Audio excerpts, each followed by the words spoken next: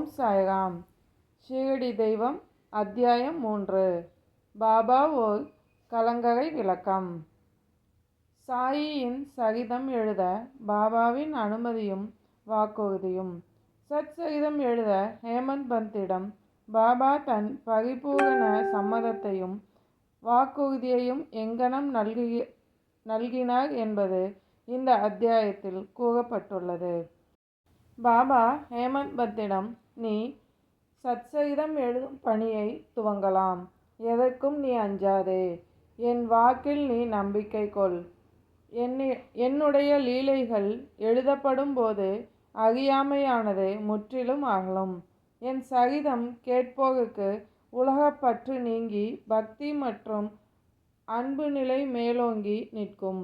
என் லீலைகளின் ஆழத்தில் மூழ்குபவன் ஞானம் என்னும் விலை மதிப்பில்லாத முத்துக்களை எடுப்பான் என்றார். இதை கேட்டதும் ஹேமந்த் பந்த் எல்லையற்ற ஆனந்தத்தை அடைந்தார். இதுவரை இல்லாத தன்னம்பிக்கை அவருக்கு உருவாயிற்று. பயம் முற்றிலும் அகன்றது. இப்பணியை வெற்றியாக முடிக்க வேண்டும் என்ற எண்ணமே அவர் மனதில் வேர் ஊன்றிற்று.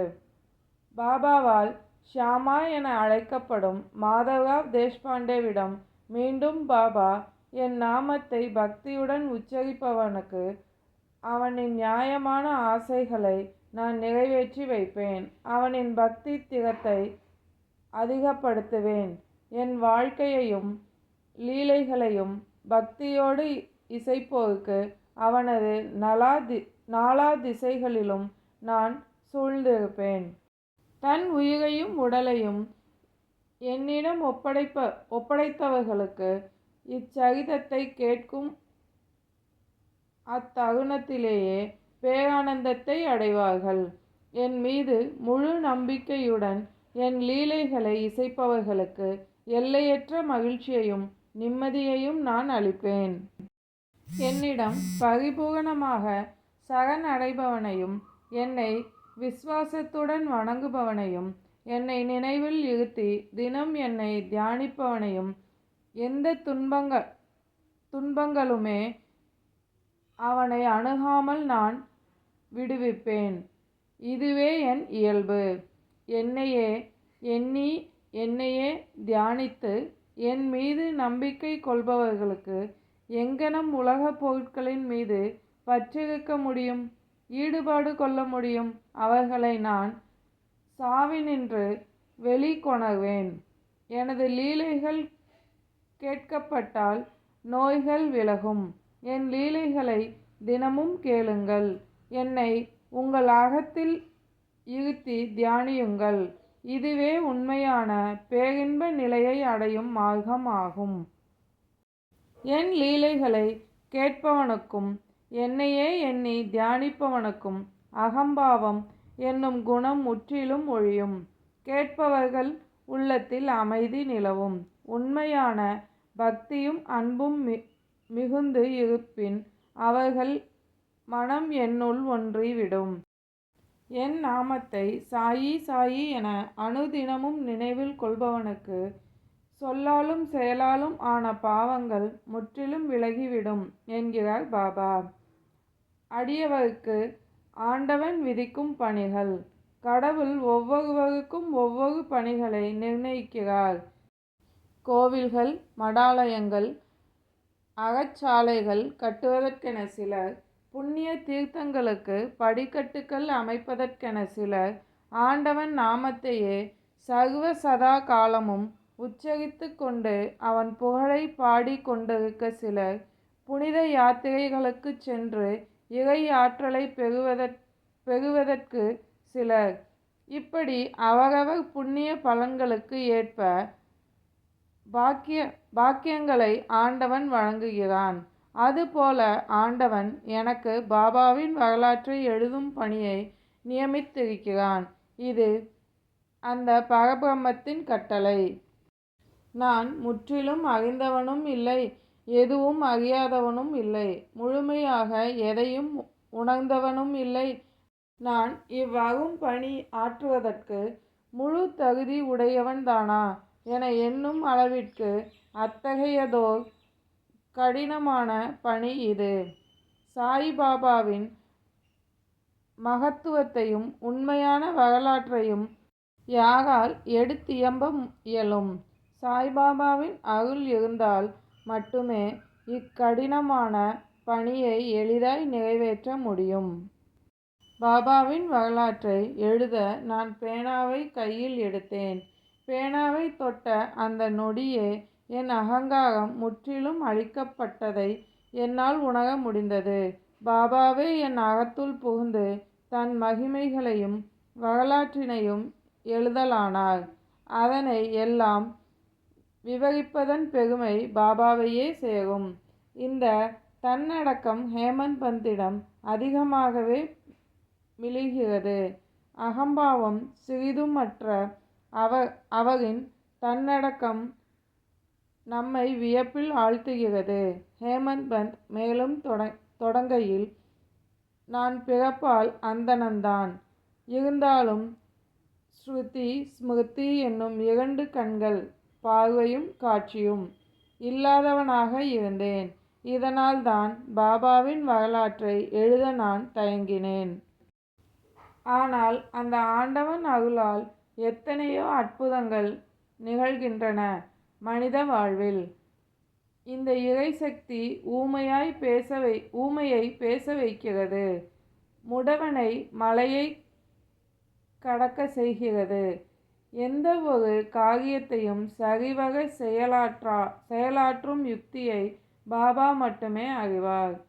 நாம் வாசிக்கும் புல்லாங்குழலும் ஹார்மோனியமும் தன்னுள் ஒளிந்திருக்கும் அந்த நாதத்தை அவை அறியாது. நாம் எழுப்பும் இனிய ஒலியையும் அவை அறியாது. இசைப்பவனுக்குத்தான் அது தெரியும். முழு நிலவின் பூரண ஒளியில் சந்திரகாந்தக்கல் கசிகிறது. கடலில் அலைகள் பொங்கி எழும்புகின்றன. இது அவற்றின் இயல்பானவை அல்ல, இறை சக்தியின் மாட்சிமை. பாபாவின் கதைகள் ஒரு கலங்கரை விளக்கம். கடலில் ஏன் கலங்கரை விளக்கம் வைக்கப்பட்டிருக்கின்றது? படகை செலுத்துபவன் பாறைகளாலும் பிறவற்றாலும் ஏற்படும் அபாயங்களில் இருந்து விடுபட்டு பத்திரமாக கரை சேர்வதற்குத்தான். எனவேதான் கடலில் கலங்கரை விளக்கங்கள் வைக்கப்பட்டிருக்கின்றன. பாபாவின் கதைகளும் கூட மனித வாழ்க்கைக்கு ஓர் கலங்கரை விளக்கமே. மனிதர்களை சம்சார சாகரத்தில் மூழ்கி துயருறாமல் கரை சேர்க்கும் ஓர் ஒளி விளக்கு. அவரின் அற்புத கதைகள் அனைத்தும் அமிர்தத்திற்கே சுவையை ஊட்டுவன, வாழ்க்கை பயணத்தை எளிதாக்குவன. மகான்களின் கதைகள் யாவும் ஆசீர்வதிக்கப்பட்ட கதைகளே. அக்கதைகள் நம் அகத்துள் புகும்போது நம் அகங்காரம் துவைத உணர்வும் மறைகின்றன, கரைகின்றன. அவை நம்முள் புகும்போது ஆன்மீக ஐயங்கள் அகல்கின்றன. நம் உடல் சார்ந்த கர்வங்கள் குறைகின்றன. இறைவனை வழிபடும் முறைகள் யுகத்திற்கு யுகம் மாறுபடுகின்றன. கிருதா யுகத்தில் யோக நிலை தொடர்பான வழிபாடும், துவாபர யுகத்தில் தியான வழிபாடும் இருந்த நிலையில் கலியுகத்தில் தான் இறைவன் நாமாவளி கூறுவதும் பஜனை பூஜை முறையும் நம் வழக்கத்தில் இருக்கின்றன. இப்போது மேற்கொள்ளப்படும் இறை வழிபாடு முறையும் அனைவருக்கும் எளிதான முறையாகும். இம்முறையில் ஐம்புலன்களின் உணர்வுகளை கட்டுப்படுத்தப்படுகின்றன. உலகப்பற்று குறைந்து மனம் ஆன்மீக பாதையில் நடைபோட துவங்குகின்றன. இக்குறிக்கோளை மனதில் கொண்ட பாபா சத் சரிதாமிர்தா என்னும் அவரின் கதைகளை எழுத சொன்னார். இக்கதைகளை அடியார்கள் படித்தின்புறலாம். பாபாவின் தாயன்பு. ஒரு பசுவானது தன் இளங்கன்றை எங்கனம் நேசிக்கிறது? தன் கன்றின் பசியை எண்ணும் போதே பசுவின் மடியில் பால் சொரிகிறது. தன் கன்றினை நாவால் தடவிக்கொண்டே பாலை கன்றுக்கு கொடுத்து மகிழ்கிறது. கன்றும் அப்படித்தான். தனக்கு பசி ஏற்படும் போது எல்லாம் துள்ளி குதித்து தாயிடம் ஓடி பாலை முட்டி முட்டி வயிறு நிறையும் வரை குடிக்கிறது. கன்று பசியாகுவதை மகிழ்ச்சியுடன் காணும் தாய்ப்பசு கன்றை நக்கி நக்கி தன் அன்பை வெளிப்படுத்துகிறது. ஒரு குழந்தையை ஈன்ற தாயின் அன்பும் இப்படிப்பட்டதுதான். குழந்தையின் பசி அறிந்து தாய் பாலை புகட்டுவாள். அதனை குளிப்பாட்டி அழகுக உடுத்தி பார்ப்பாள். அழகுக சிங்காரித்து மகிழ்வாள். ஆனால் குழந்தையோ எதை பற்றியும் சிந்திப்பதும் இல்லை, கவலைப்படுவதும் இல்லை. ஆனால் அதை கண்டு மகிழும் தாயின் மகிழ்ச்சிக்கு எல்லையே இல்லை. என்றும் தாயின் அன்பு ஓர் விசித்திரமானது. ஈடு இணை இல்லாதது, கைமாறு கருதாதது, சுயநலமற்று. இவ்வாறு தாயின் அன்பையும் பசு கன்றின் பாசத்தையும் கூறிய ஹேமந்த் பந்த் பாபாவின் என் மீது ஒரு தாயின் அன்பையும் பரிவையும் தான் காட்டினார் என்று தனக்கு நிகழ்ந்த ஒரு சம்பவத்தை கூறுகிறார் இங்கே. நான் ஒரு அரசாங்க வேலையில் இருந்தேன். 1910ஆம் ஆண்டு அவ்வேலையிலிருந்து ஓய்வு பெற்றேன். என் ஓய்வூதியம் பற்றாக்குறையாகவே இருந்தது. ஒருமுறை குரு பூர்ணிமா அன்று ஷீரடிக்கு சென்றேன். அப்போது அண்ணா சஞ்சினிகர் என்பவர் பாபாவிடம், பாபா, ஹேமந்த் பந்தின் நிலையை பரிவுடன் நோக்குங்கள். அவருக்கு கிடைக்கும் ஓய்வூதியம் அவர் குடும்ப செலவுக்கு பற்றாக்குறையாக இருக்கிறது. அவரது குடும்பம் பெரிய குடும்பமாக இருப்பதால் அவரது வருமானத்திற்கு ஏதாவது வேலை கொடுங்கள். அவர் கவலையை தீர்த்து மகிழ்ச்சியுற செய்யுங்கள் என்று வேண்டினார். பாபா அவரிடம், இப்போது அவர் எனக்கு பணி செய்து மகிழ்ச்சியாக இருக்கட்டும். அவருக்குரிய உணவு எப்போதும் நிறைந்தே இருக்கும், காலியாய் இராது. அவரது முழு சிந்தனையையும் என்பால் திருப்பி நாத்திகர்கள், மதப்பற்று இல்லாதவர்கள், கொடுங்குணத்தோர்கள் ஆகிய இவர்களின் உறவை தவிர்த்து எல்லோரிடமும் பணிவும் அடக்கமும் கொண்டு உயிரும் உடலும் உணர்வும் ஒன்றிய என்னையே நினைத்து வணங்கி கொண்டிருக்கட்டும். இதை அவர் செய்வாராயின் எல்லையற்ற இன்பத்தை அவர் நிச்சயம் அடைவார் என்றார். ரோஹிலாவின் கதை. எல்லோரையும் அன்பு கொண்டு அரவணைக்கும் பாபாவின் அன்பை ரோஹிலாவின் கதை நமக்கு உணர்த்துகிறது. நல்ல உயரமும் கட்டான நல்ல வாட்டசாட்டமான உடம்பும் கொண்டவன் ரோஹிலா. அவன் ஒரு நாள் ஷீரடிக்கு வந்தான். நீண்ட கஃப்னி என்னும் உடையை அணிந்திருந்தான். அவன் இரவும் பகலும் கலிமா என்று அழைக்கப்படும் திருக்குரான் பாடல்களை அதிக சத்தமாக மிகவும் கரகரப்பான குரலில் தினமும் இரவு வேளைகளில் கத்திக் கொண்டிருந்தான். ஷீரடி மக்கள் அல்லும் பகலும் உழைக்கும் உழைப்பாளிகள். பகலில் வயலில் வேலை செய்துவிட்டு மாலையில் சோர்வோடு வீடு திரும்பும் அவர்களுக்கு.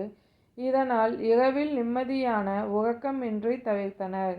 இறைச்சியுடன் குரானை பாடி அனைவரின் நிம்மதியான தூக்கத்தையும் கலைத்து கொண்டிருந்தான் அவன். இதனை பொறுக்க முடியாத மக்கள் பாபாவிடம் முறையிட்டனர். அவர்கள் வேண்டுதல்களை பாபா செவி மடுக்கவில்லை. அவர்களை தான் கடிந்து கொண்டார். நீங்கள் உங்கள் வேலையை கவனியுங்கள், ரோஹிலாவின் மீது கவனம் வைக்காதீர்கள் என்றார். ரோஹிலாவின் உண்மையான நிலை உங்களுக்கு தெரியாது. அவனுக்கு துர்க்குணங்கள் நிறைந்த ஓர் மனைவி இருக்கிறாள். அவள் அவனையும் என்னையும் தொந்தரவு செய்து உள்ளே வர முயற்சிக்கிறாள்.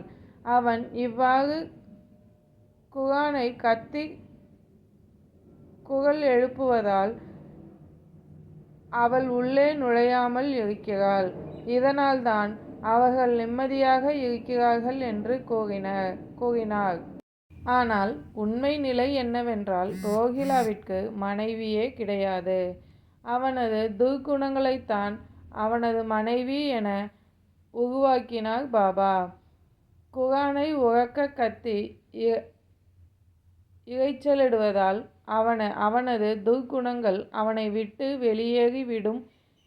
நல்ல மனிதத்துவ குணங்கள் அவனிடம் உருவாகும் என எண்ணினார் பாபா.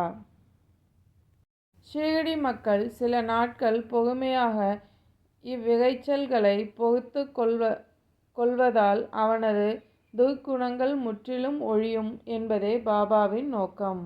பாபாவின் அமுத மொழிகள். ஒரு நாள் மதிய ஆரத்தி முடிந்தது. அங்கு கூடியிருந்த அடியார்கள் அவர்களது இருப்பிடத்திற்கு சென்று கொண்டிருந்தார்கள்.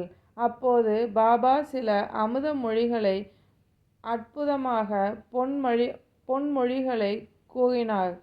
அவை இதோ: நீங்கள் எங்கு இருந்தாலும் என்ன செய்து கொண்டிருந்தாலும் ஒன்றை நினைவில் கொள்ளுங்கள்.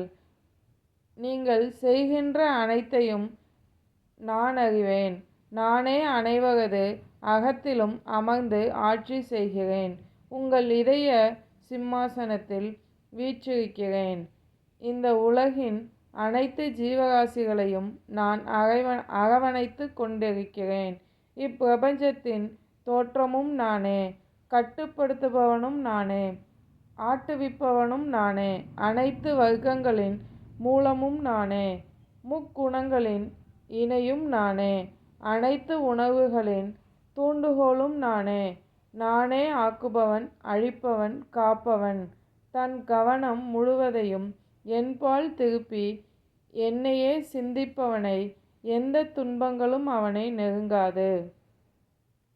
என்னை மறந்தவனை மாயைகள் என்னும் கர்மாக்கள் ஆட்டும், உழுக்கும், பாடாய்படுத்தும் என்னும் இவ்வமுத மொழிகளை பாபா உதிர்த்தார். ஈ, எறும்பு, புழு, பூச்சி முதல் நீர் வாழ்பவை, நிலம் வாழ்பவை, பறவைகள், பாம்பு, விலங்குகள் என அனைத்து ஜீவராசிகளிலும் நான் பரவி நிற்கிறேன்.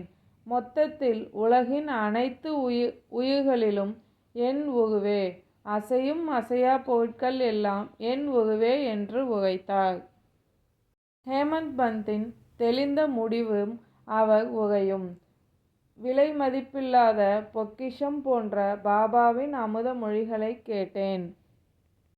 எனவே இன்மேல் என் குருநாதன் பாபாவை தவிர வேறு யாருக்கும் நான் பணிவிடை செய்ய போவதில்லை என நான் தீர்மானித்தேன். பாபாவின் அருளால் அவர் அண்ணா சஞ்சினேக்கரிடம் சொன்னபடி ஒரு வேலையை நிச்சயம் பெறுவேன் என்ற நம்பிக்கை என்னுள் எழுந்தது. பாபாவின் வாக்குகள் உண்மையாயிற்று. ஒரு அரசு வேலை எனக்கு கிடைத்தது. குறுகிய காலத்திற்கான அந்த வேலைக்கு பின் நான் சுதந்திரமானேன். பாபாவிற்கே என்னை பரிபூரணமாக ஒப்படைத்தேன். எனவே பல அற்புதங்களை நிகழ்த்தும் பாபாவின் கதைகளை நம்மை கேட்க வேண்டும் என கூறுகின்றார் ஹேமந்த் பந்த். தூக்கத்தையும் சோம்பலையும் விட்டொழித்து அலைபாயும் மன ஓட்டங்களை கட்டுப்படுத்தி கவனம் சிதையாது பாபாவின் கதைகளையும் வரலாற்றுகளையும் பயில வேண்டும் என்கிறார் அவர். பாபாவின் மீதுள்ள அன்பு உண்மையானதாக இருக்கட்டும். பக்தியின் நுட்பத்தை உணரட்டும். கர்ம வினைகள் நம்மை தொடராது. நம்மை காக்கும் ஓர் எளிய மருந்தான பாபாவின் பாதங்களை மனம் பற்றி கொள்ளட்டும். சாய் பாபாவின் கதைகளை கேட்க கேட்க அறியாமை அகன்றுவிடும். முக்தி கிட்டும். ஓர் உலோபி எங்கு சென்றாலும் என்ன செய்தாலும் அவன் சிந்தனை அவன் புதைத்து வைத்த செல்வத்திலேயே இருப்பதைப் போல சாயியையும் கவனம் சிதறாது சிந்தையில் இருத்துங்கள். இதயம் என்னும் சிம்மாசனத்தில் பாபாவை அமர்த்துங்கள் என்கிறார் ஹேமந்த் பந்த். ஓம் சாய்ராம். 3வது அத்தியாயம் நல்லபடியாக முடிச்சிட்டோம். சாயின் வார்த்தைகள் மீது நம்பிக்கை கொள்வோம்.